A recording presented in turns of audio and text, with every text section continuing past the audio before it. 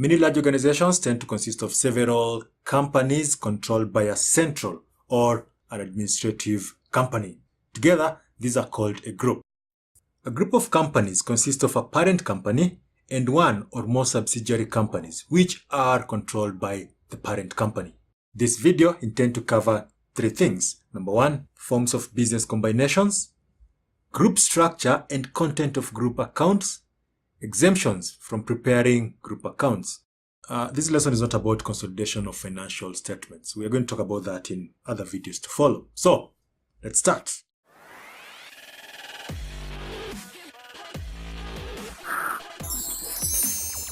There are many reasons why companies would want to operate as a group. Such include for the goodwill associated with the name or names of the subsidiaries, for tax or legal purpose, for strategic advantage that comes with the combination. The form of business combination will depend on percentage acquisition in the investee's company. This is what I mean by that. If the holding company acquires less than 20%, it's a simple investment.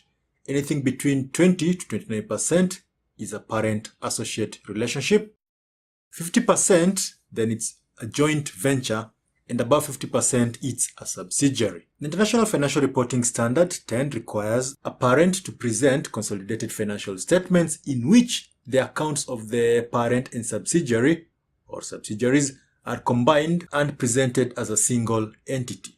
Now, before the parent company does that, the structure, okay, the group structure has to be determined. Now, there are three ways in which that can go. Number one, you can have horizontal group structure. Number two, vertical group structure.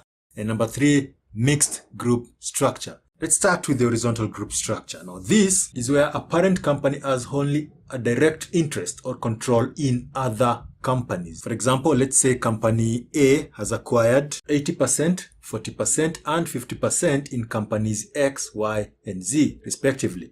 Here's how that structure will look like. In Z Limited, the relationship between the two is that of a joint venture, making the two equal. In Y Limited, A Limited has 40%, which makes Y Limited an associate. And what A Limited has in this case is significant influence, which is defined as the power to participate but not to control. That is according to International Accounting Standards 28. Now you may ask, what then is the advantage of having significant influence? Well, there are a number of advantages to having that, and such will include, you could get a representation on the board of directors or equivalent in the investee company. Number two, you get to participate in the policy making process. Number three, there is the material transaction between the investor and the investee. Number four, there is interchange of management personnel, which means you could benefit from their staff just as much as they could benefit from yours. The last one could be something like provision of technical information. In X Limited, A Limited controls 80% with the remaining 20% as non-controlling interest, usually what is owned by the minority. Now the 80% makes X a subsidiary, and as such, A Limited will consolidate items of X's Limited in financial statements. Now let's talk about the second structure, that is the vertical structure. This is usually in the case where a company acquires a subsidiary company that has also acquired another investee company. In order to understand that, let's make it simple. Let's look at a practical example. So let's have a company called Elephant Limited. Yeah, Elephant Limited. So, Elephant Limited owns 51% of equity share in Rhino Limited, which therefore is its subsidiary. Rhino, in its turn, owns 51% of equity shares in Zebra Limited. Zebra is therefore a subsidiary of Rhino Limited and consequently a subsidiary of Elephant Limited. Zebra Limited would therefore describe Rhino Limited as parent or holding company, and Elephant as the ultimate parent company. But then again, what you should be paying attention to is the degree to which Elephant Limited has control in, say, Zebra. Okay? Now, if you look at this, you realize that Elephant Limited only has 26% control in Zebra Limited. This is what that looks like. Supposing there is a dividend of $100 paid by Zebra Limited, as a 51% subsidiary shareholder, Rhino Limited would receive $51, while Elephant would receive an interest of 51% of $51, which makes it $26.01. Now, the third structure that you can look at is the mixed structure. This occurs where both the parent and subsidiary have a direct control in sub-subsidiary company. Now, if you look back at our example, okay, the Zebra, Rhino, Elephant example, So if Elephant Limited goes ahead and acquires 20% of Zebra Limited, that structure will look like this. So in which case, Elephant's holding in Rhino will be 51% with 49% as non-controlling interest, while in Zebra, direct holding will be 20% and indirect holdings will be 26%.